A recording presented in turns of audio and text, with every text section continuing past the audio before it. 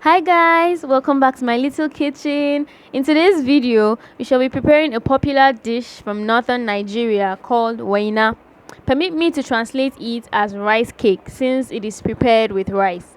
However, it can be prepared as well with maize. Before we go ahead to the preparation, kindly subscribe to this channel if you're new here and click on the notification bell to get timely updates about future videos that will be uploaded here. You can also share to as many people as you wish. And if you have any questions to ask, feel free to drop them in the comment section below or send an email to the address that will be in the description box below. Okay, let's get right into this. This rice, as you can see, has been washed. It was soaked earlier for about 3 to 4 hours. Sometimes if the rice is much, you can soak it for a longer period so it to be soft. And it was washed. You can see how to wash this local rice from my previous video on how to make tuwon shinkafa. I'll link the video in the description box below.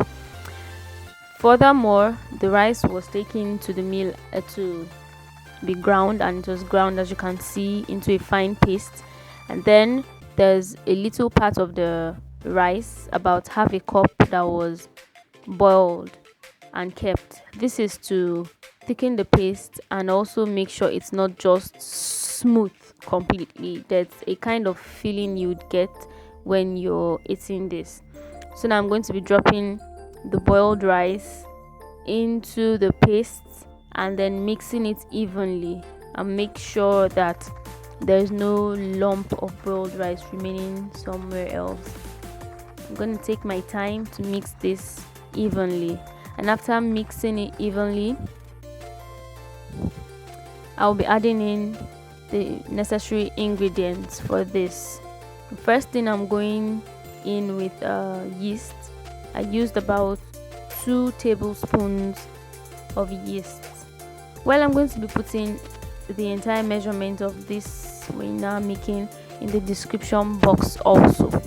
I added in yeast, and after yeast I put in a bit of baking powder also, just a bit, let it not be much. And then I also went in with sugar and salt also. It depends on how you want to have your masa, or Waina rather. It depends on how you want to eat it. Are you eating it just on its own, or are you going to be using soup? If you're going to be using soup, then the sugar quantity shouldn't be much.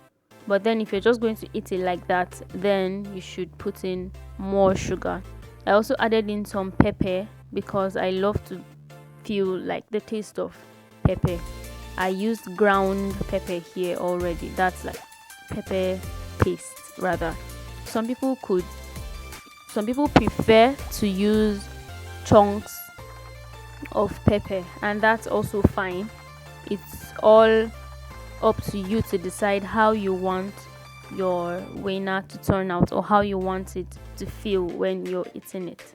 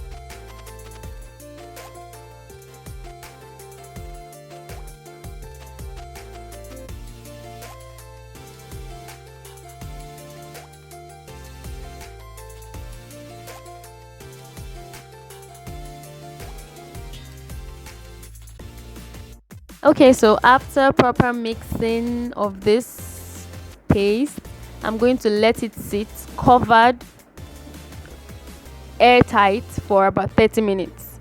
As you can see, this is the result. It has risen due to the effect of the yeast.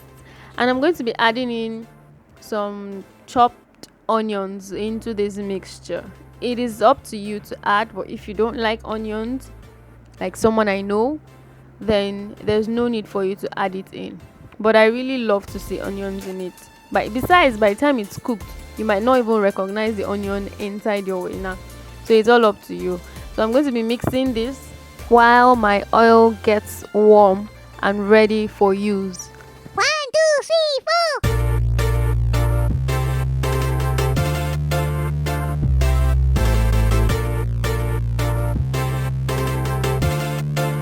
So this is how it goes. I'm dropping in oil on each space that I have here. Now you might be wondering why I have a lot of oil on one place instead of using it to make the masa. I put it there so it would get warm.